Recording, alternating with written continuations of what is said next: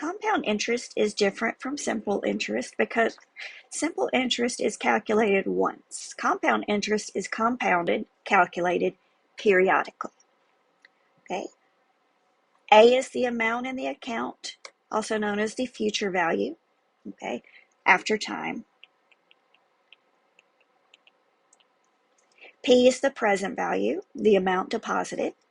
R is our rate, and remember, change to a decimal. T is time. Now, here's what's new with this formula. N is the number of times interest is compounded per year. Okay, we have a couple. Semi-annually means 2 times per year, so that means N is going to be 2. Quarterly is 4 times per year, N is 4.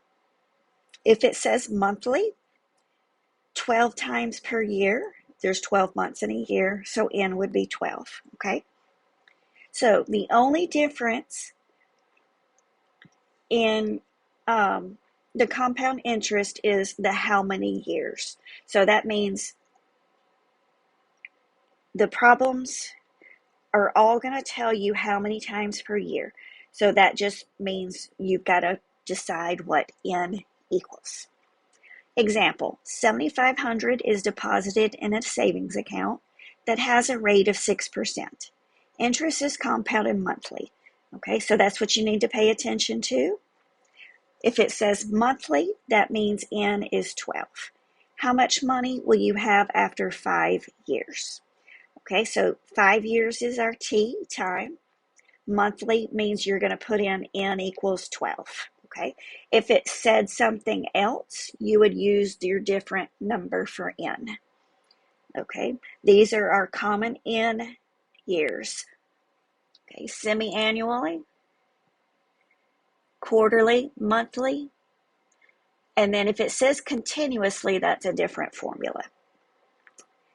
Okay, so we're going to plug in. 7,500 was deposited, so that's our P. For R, we have 0.06 from our rate, and T is 5 years. So NT means N times T. N is 12 because it said monthly, and it said 5 years, so T is 5. And on bottom, we have N is 12.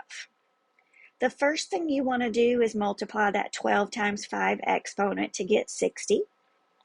Now, in what order do you need to do this? Okay, we do what's in parentheses first, which means we need to do the division 0.06 divided by 12 and hit enter. Then we add the 1 in the parentheses and hit enter. Okay, then you use your exponent button.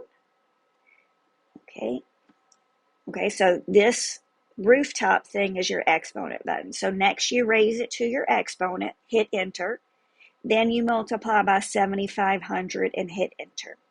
Okay, and that gives you your answer, how much money you have after time. Okay, now if it asked how much interest is earned, the amount that you have is principal plus interest. Okay, so if you solve for interest, you would subtract principal on both sides. So the amount that you had, subtract the principal that you deposited, gives your interest. So if A is this 10,000 number, and we deposited 7,500, yep, 7,500, that will tell us what our interest is. Another type of compounding is called compounding continuously. Okay, interest is being constantly calculated. The formula for this is A equals PE raised to the RT. E is a specific number, and you'll need a scientific calculator. Example, you invest $8,000 for 6 years. Find the amount you have after 6 years if interest is 7% compounded continuously. Okay, so we deposit 8,000, so 8 is P. 7% changes to 0.07. 6 years tells us 6 is T. Okay, so put in 8,000 for P, 0.07 for R, 6 for T. So first thing you want to do is multiply 0.07 times 6. You get 0.42. Now, E is usually a second function, meaning you push the second button first to get E. So you're going to put all of that in at the same time. 8,000 E raised to the 0.42. Okay, and that's the end of the lesson.